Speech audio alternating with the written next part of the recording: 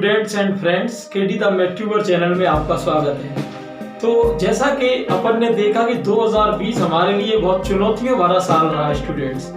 तो इसमें जैसे कि अभी सभी को पता है कि ये एक हिस्टोरिकल ईयर है जो कि आने वाले टाइम में हमेशा याद किया जाएगा। अब चाहे वो अच्छी बातों की वजह से याद किया जाए या बुरी बातों की वजह से। जैसा कि आपको पता है कि कोरोना पैंडेमिक जो है पूरे ईयर रहा। हर व्यक्ति ने जब 2020 स्टार्ट हुआ होगा तो स्टूडेंट्स कुछ ना कुछ उसने एक्सपेक्टेशन रखी होगी।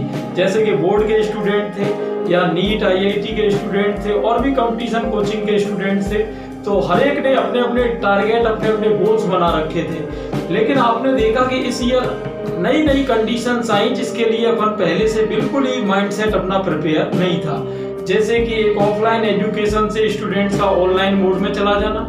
ऑनलाइन के लिए बिल्कुल भी कोई प्री प्लानिंग नहीं थी, लेकिन फिर भी अपन ने देखा कि कई लोगों ने, टीचर्स ने, स्टूडेंट ने फिर भी इसको एक हाथों हाथ लिया। कई लोगों ने तो इसको एक मौका समझा और कई लोगों ने इसको एक मजबूरी समझा। अब ये अपना अपना माइंडसेट है। और यहाँ पर एक दूसरी बात ये भी थी स्टूडेंट्स कि आपने देखा कि कई लोगों की इस बार जॉब चली गई, कई लोग तो इस दुनिया से खुद ही चले गए। जैसा कि आपने डेली डेथ रेट आप देखते हो कि कोरोना से डेली इतनों की डेथ हो गई, ये हो गया, वो हो गया। तो ये सब साथ में भी चल रहा है। तो कहने का मतलब मेरा यही है, समरी यही है कि अब हमको 2020 जैसा भी हुआ वो ठीक है, क्योंकि उस पर हमारा कोई कंट्रोल नहीं था, उसमें अपन ज्यादा कुछ कर भी नहीं सकते थे। लेकिन अब डियर स्टूडेंट्स एंड फ्रेंड्स, 2021 में हमको पूरी रफ्तार से काम करना है। 2020 में हमने जो भी टारगेट सेट किए थे अब उनको दुगनी रफ्तार से पूरा करने का टाइम आ गया है, क्योंकि अब ये 2020 चली गई है और आप जैसा कि देखते हो कि कोरोना पैंडेमिक भी अब धीरे धीरे खत्म होने की ओर है। तो अब ये टाइम है एक नई एनर्जी, नए एटीट्यूड के साथ 2021 में एंट्री करने का। तो आज मैं आपसे कुछ अपने पॉइंट्स को शेयर करूंगा। आई होप ये वीडियो आप सभी के लिए हेल्पफुल रहेगा। तो चलते हैं सीधे अपन फर्स्ट पॉइंट की तरफ। तो फर्स्ट पॉइंट जैसा कि आप देख रहे हैं स्टूडेंट्स, मैंने लिया है एक्सेप्ट चेंज। एक्सेप्ट चेंज का मतलब क्या है? देखिए, परिवर्तन को स्वीकार करो। जैसा कि आप देखते हो कि लोगों को क्या चाहिए भाई, हर आदमी को बदलाव तो चाहिए, लेकिन बदलना कोई नहीं चाहता है। हम क्या सोचते रहते हैं भाई, अब ये ग्रह बदल जाए, अब ये गवर्नमेंट बदल जाए, अब मेरा टीचर चेंज हो जाए, या अब हमारे नेबर्स हैं, पड़ोसी हैं, वो चेंज हो जाएं। या कहने का मतलब जिन लोगों से भी हमको समस्या है वो बस चेंज होते रहें, अपन जो स्टेबल हैं अपन वो ही रहेंगे। क्लियर? तो सबसे पहली चीज तो यही है, अपने को खुद में बदलाव लाना है, बदलाव को स्वीकार करना है। या कोई दूसरा आप में कोई चेंज लाने की कोशिश कर रहा है, पॉजिटिव चेंज लाने की कोशिश कर रहा है, तो उसको आप एक्सेप्ट करो। उसको ये मत सोचो कि ये मेरे लिए कोई नेगेटिव पॉइंट कह रहा है। जैसे मैं एक छोटी सी कहानी आपके लिए कहूंगा। एक जंगल में से एक मूर्तिकार होकर गुजर रहा था, तो वहां उसने देखा एक पत्थर पड़ा हुआ है। तो पत्थर पड़ा हुआ था तो उसने सोचा क्यों ना एक बढ़िया सी मूर्ति बनाई है। जैसे ही उसने उस पे हथौड़ी चलाना स्टार्ट करी तो पत्थर में से आवाज आई कि भाई रहने दो। फिर भी उसने सेकंड ट्राई करा, फिर भी उसने और तेजी से हथौड़ी चलाई, तो उस पत्थर ने बिल्कुल ही इस काम के लिए मना कर दिया। क्लियर? तो उसने सोचा छोड़ो भाई इस पत्थर को, दूसरे को देखते। उसके साथ ही एक दूसरा पत्थर पड़ा हुआ था। अब उसने उस पे हथौड़ी चलाई, उस पत्थर को कोई दिक्कत नहीं हुई और वो एक्सेप्ट कर लिया उसने जो भी था। अब धीरे धीरे उसने थोड़ी देर में एक बहुत सुंदर मूर्ति वहां पर बना दी। क्लियर? अपनी इस मूर्ति को प्रैक्टिस करने के बाद वो वहां से चला गया और वो मूर्ति वही थी। थोड़ी देर बाद कुछ गांव वाले वहां से निकले। उन्होंने देखा यार ये तो भगवान की मूर्ति है और यहाँ पर कैसे रखी हुई है। उन्होंने ले जाकर उसको मंदिर में रख दिया। इतने में ये दूसरा गांव वाला बोला कि भाई जब आप इसे मंदिर में ले जाके रखोगे तो नारियल को फोड़ने के लिए भी एक पत्थर की जरूरत पड़ेगी। तो वो जो दूसरा पत्थर पड़ा हुआ था जिसने हथौड़ी चलाने से मना कर दिया था, वो भी उन्होंने बगल में ले जाके वहां पे मंदिर पर रख दिया। अब काफी दिन होते गए, वह पत्थर जो कि मूर्ति में कन्वर्ट हो गया था, उस पे लोग दूध चढ़ा रहे हैं, कोई फूल चढ़ा रहा है, कोई पूजा कर रहा है, कोई माला चढ़ा रहा है, कोई कुछ है। जबकि एक दूसरा स्टोन जो कि मंदिर के बाहर रखा हुआ था उस पे लोग आते थे, नारियल फोड़ते थे।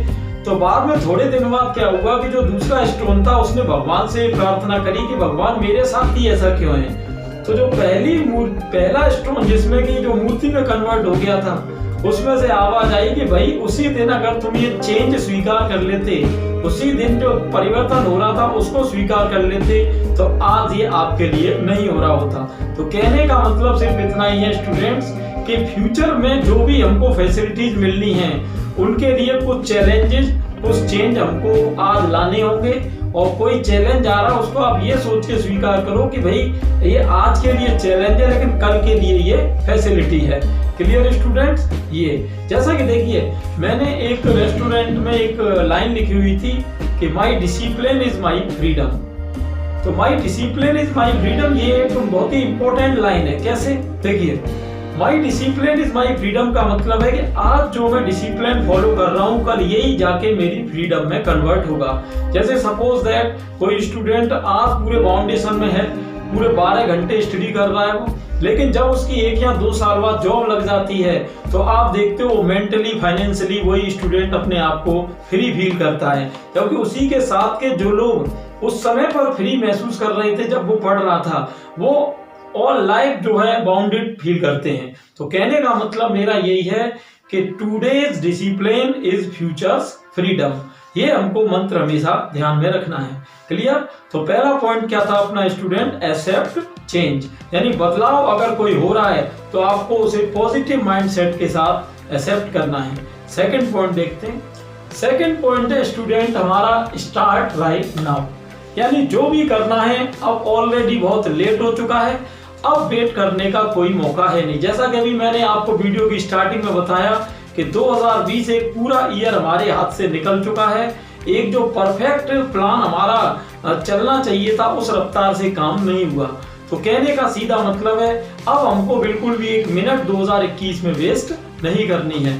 जैसा कि आपने APJ अब्दुल कलाम का एक कोटेशन सुना होगा कि इंतजार करने वालों को वही मिलता है जो कोशिश करने वाले छोड़ देते हैं। स्टूडेंट्स, इस दुनिया में 3 तरीके के लोग होते हैं। पहले वो जो टाइम से भी तेज चलते हैं, दूसरे वो जो टाइम के साथ चलते हैं, और तीसरे वो जो टाइम से भी स्लो चलते हैं।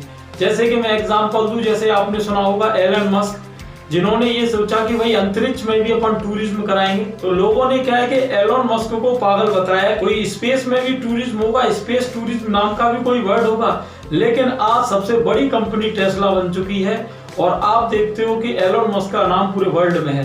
तो कहने का सीधा मतलब है ये तो ऐसे लोग हैं जो टाइम से भी तेज चल रहे हैं, जो आज से 20 साल बाद का सोच रहे हैं। क्लियर?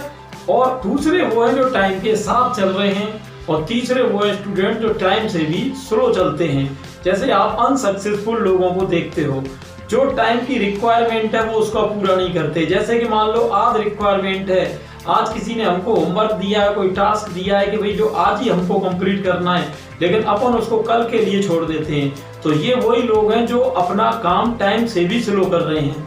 और स्टूडेंट्स, आपको बुरा लगेगा लेकिन 70% लोग आज इसी थर्ड कैटेगरी के हैं। इसीलिए आपने देखा होगा कि जो असफल लोगों की नंबर्स है वो डे बाई डे बढ़ती जा रही है। अपने कंट्री में खासकर जो बेरोजगारी है आप देखते हो, उसका मेन रीजन यही है। हमको ये पूरा क्राइटेरिया बिल्कुल भी फॉलो नहीं करना है, और अगर आप टाइम से आगे नहीं चल सकते हो तो कम से कम टाइम के साथ चलने की हैबिट जरूर डालें। चलते हैं सीधे थर्ड पॉइंट पर। थर्ड पॉइंट स्टूडेंट्स आपको दिख रहा होगा, स्पीक लेस डू मोर, यानी बोलो कम और काम करो ज्यादा। हमेशा ध्यान रखो कि आपके वर्ड्स कभी रिजल्ट में कन्वर्ट नहीं होते, जो आप काम करते हो वो आगे चल के रिजल्ट में कन्वर्ट होता है। जैसे कोई स्टूडेंट अपने आप को ये बोलता रहे कि भाई मेरी तो 100% 90% बनेगी, मैं तो ये कर दूंगा वो कर दूंगा, तो ऐसा कुछ होने वाला नहीं है जब तक कि आपकी रेगुलर स्टडी उस तरफ आपको नहीं ले जाएगी। जैसा कि आपने कलाम का एक कोटेशन देखा होगा कि मेहनत इतनी खामोशी से करो कि सफलता शोर मचा दे, तो वो इसी के ऊपर है। यानी जब आपका काम बोलेगा तो आपको बोलने की जरूरत नहीं पड़ेगी। जैसे आपने क्रिकेट में अगर आप इंटरेस्ट रखते हो तो राहुल द्रविड़, सचिन, इनका नाम सुना होगा, या महेंद्र सिंह धोनी, ये सभी कूल माइंडेड लोग हैं। आपने कभी इनको मैदान पे एग्रेसिव होते नहीं देखा होगा, लेकिन फिर भी ये वर्ल्ड चैंपियन रहे, क्योंकि इनका काम बोला, इनको बोलने की कोई जरूरत नहीं पड़ी। तो कहने का मेरा मतलब है कि जो भी एनर्जी अपन बोलने में, अनावश्यक बोलने में खर्च कर रहे हैं, उसको अपने काम पर फोकस करके उस एनर्जी को लगाएं, तभी रिजल्ट मिलेगा। बोलने से कुछ होने वाला नहीं है। चलते हैं फोर्थ पॉइंट की तरफ। स्टूडेंट्स, अपना फोर्थ पॉइंट है get out your comfort zone, यानी अपने कंफर्ट जोन से बाहर निकलो। हमेशा एक बात ध्यान रखना कि दुनिया में जो रहने की सबसे खतरनाक जगह है वो कौन सी है। आप क्या ये सोचते हो कि अटलांटा जहाँ माइनस में टेम्परेचर रहता है, या अफ्रीका यहाँ प्लस में टेम्परेचर रहता है, या +50 के ऊपर टेम्परेचर रहता है? नहीं, सबसे दुनिया में रहने की खतरनाक जगह है आपका कंफर्ट जोन। एक्चुअल में हम क्या करते हैं कि जैसे हमारा कोई रेगुलर स्केड्यूल बन गया, भाई मॉर्निंग में फैमिली में हमको चाय मिल गई, नाश्ता मिल गया, खाना मिल गया, डिनर मिल गया, और अपने थोड़ी बहुत स्टडी भी कर ली, थोड़ा दोस्तों से बात कर ली, तो ये अपने लिए इतना एक कंफर्ट हो जाता है कि अपन इसको चेंज नहीं करना चाहते। अभी कोई अगर आके हमको ये बताए कि भाई उस सिटी में आप जाओ तो वहाँ पढ़ने का भी चांस मिलेगा, आपको पार्ट टाइम जॉब भी मिल सकती है, तो आप घर वालों की कोई फाइनेंशियल हेल्प भी कर सकते हो, लेकिन वो चीजें हमें सुनने में तो अच्छा लगेगी, लेकिन अपन उसको ट्राई नहीं करना चाहेंगे। क्यों? क्योंकि वो जो हमारे खुद के टाउन का जो कंफर्ट है, वो रोज जो हमारे आसपास लोग रहते हैं वो वहां पर दिखाई नहीं देंगे।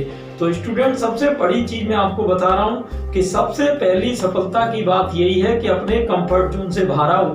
यानी जहां आसपास आपने ये सुविधाएं बना रखी हैं, जब तक आप उनसे बाहर नहीं आओगे तब तक स्ट्रगल की एक हैबिट अपने पास नहीं आएगी। हमेशा ध्यान रखें, अपने हाईएस्ट पोटेंशियल तक पहुंचने का एक ही स्लोगन है, get out your comfort zone. आगे चलते हैं नेक्स्ट पॉइंट पर। तो नेक्स्ट पॉइंट स्टूडेंट्स अपन देख रहे हैं, make 2 good habits and leave 2 good habits.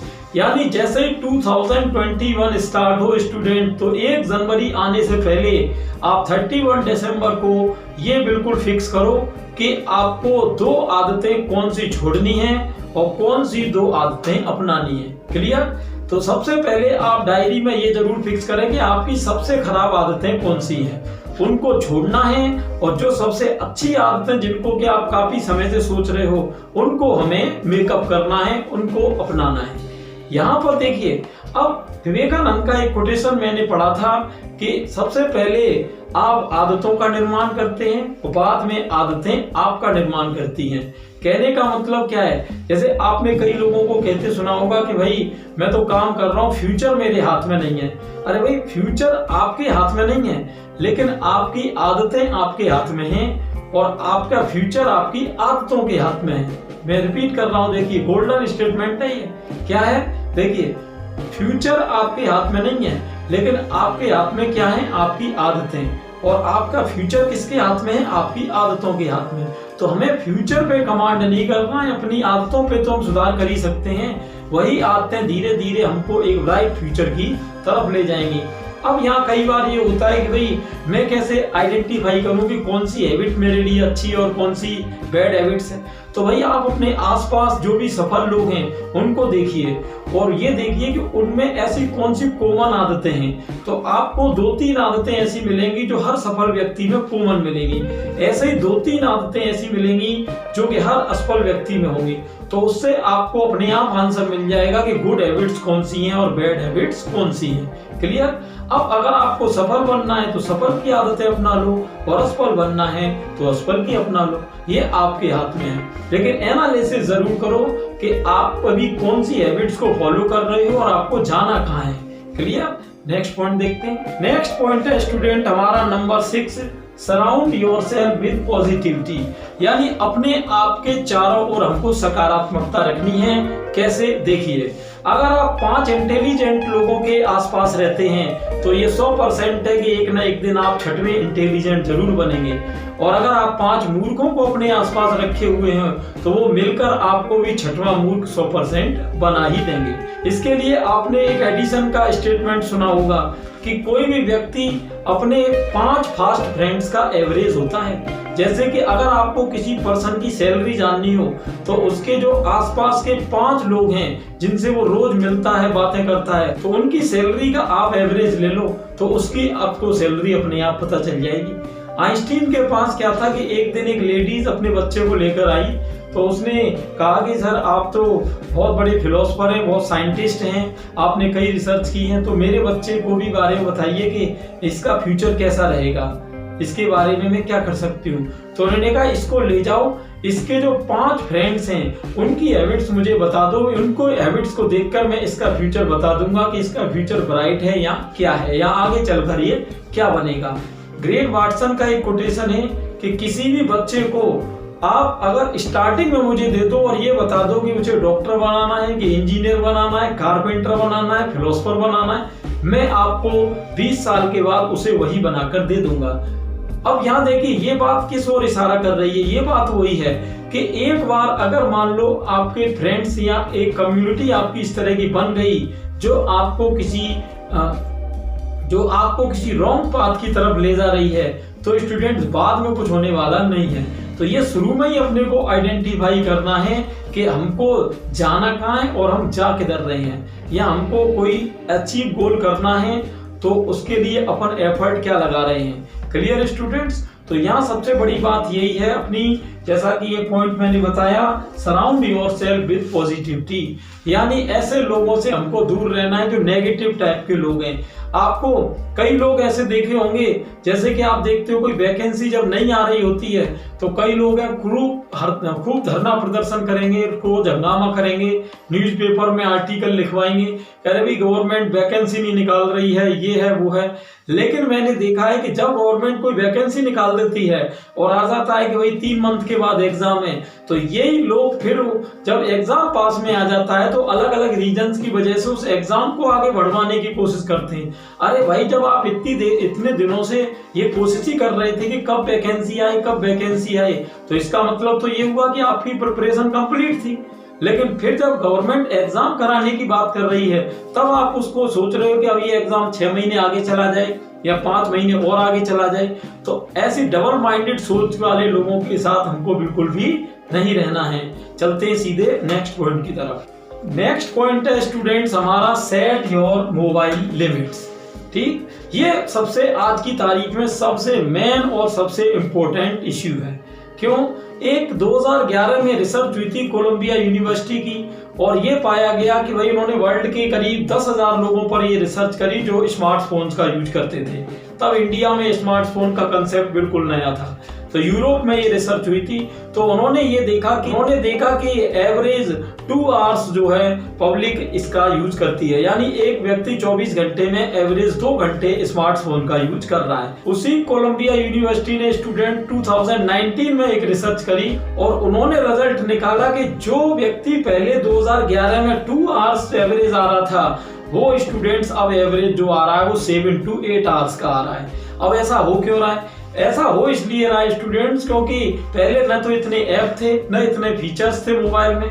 अब जैसे करते क्या है, अपन जैसे नया स्मार्टफोन लेते हैं, 20 अलग अलग टाइप के ऐप अपन उसमें डाउनलोड कर लेते हैं। अब डेली मान लो एक व्यक्ति ने 20 मिनट भी एक ऐप पे टाइम स्पेंड किया तो 20 into 20 आपके 400 मिनट हो जाते हैं लगभग, यानी 7 घंटे हो जाते हैं। अब सोचो कोई कंपटीशन की प्रिपरेशन करने वाला स्टूडेंट अगर 7 घंटे डेली मोबाइल पे स्पेंड कर रहा है तो क्या तैयारी करेगा? उसकी प्रिपरेशन तो भाड़ में गई ना। ये बात बिल्कुल 100% है। क्योंकि अब जैसे देखो उसको तो यहाँ मेंटेलिटी क्या है, वो क्या सोचता है, जैसे मान लो उसने अपना इंस्टाग्राम खोला और उसने कोई 15-20 मिनट उसको लगा दिए उसमें, तो उसके लिए तो ये 15-20 मिनट का टाइम बहुत ही कम है।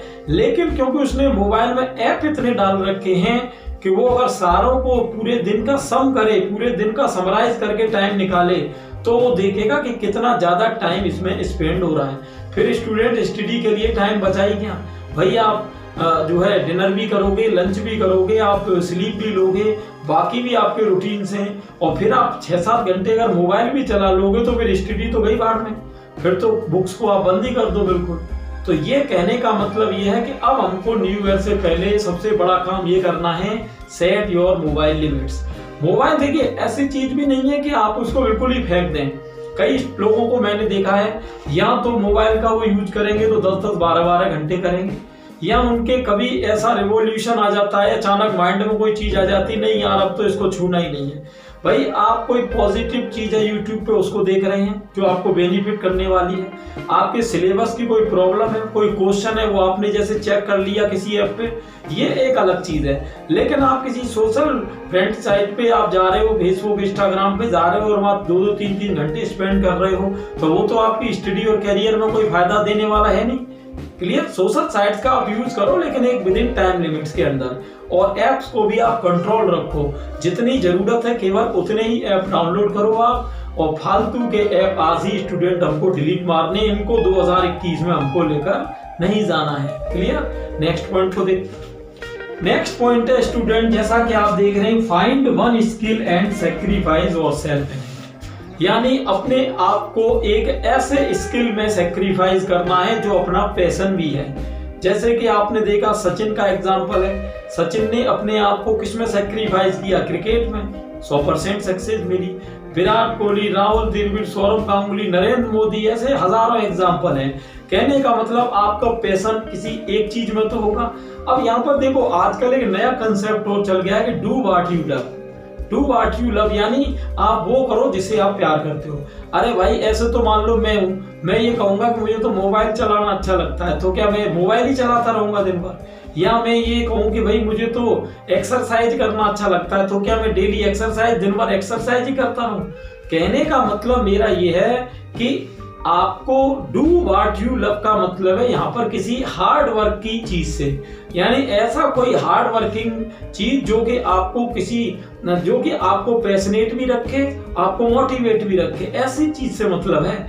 डू व्हाट यू लव का मतलब ये नहीं है कि कोई आलतू फालतू की चीज हमको अच्छी लग रही तो हम तो यही करेंगे। जैसे मान लो कि भाई मूवी देखना अच्छा लग रहा है तो मैं तो दिन में 2 मूवी देखूंगा, तो भाई डू व्हाट यू लव का मतलब ये नहीं है। Do what you love concept ये है कि ऐसी कोई चीज आपको ढूंढनी है जो आपको पैशनेट भी रखे और मोटिवेट भी रखे, जो आपको आपके गोल्स तक भी ले जाए।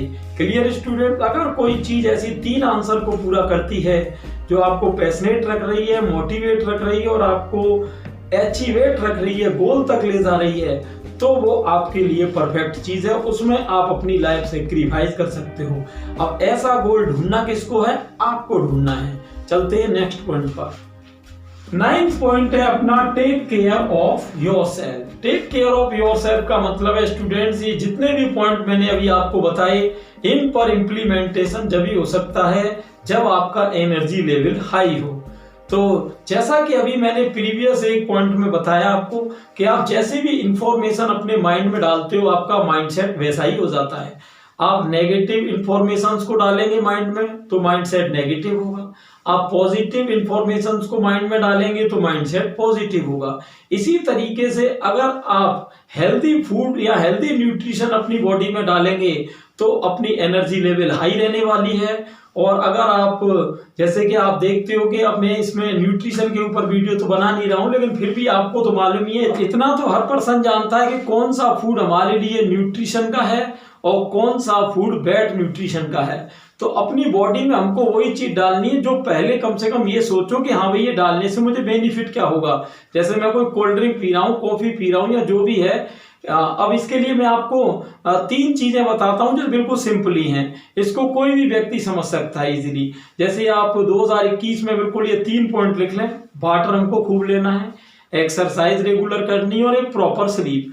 ये बिल्कुल 2-3 बेसिक चीजें हैं, इनके लिए कोई डॉक्टर के पास जाने की या किसी न्यूट्रिनिस्ट के पास जाने की हमको जरूरत नहीं है। तो ये पॉइंट था हमारा take care of yourself. Clear. Next है हमारा यहाँ पर learn one thing every day.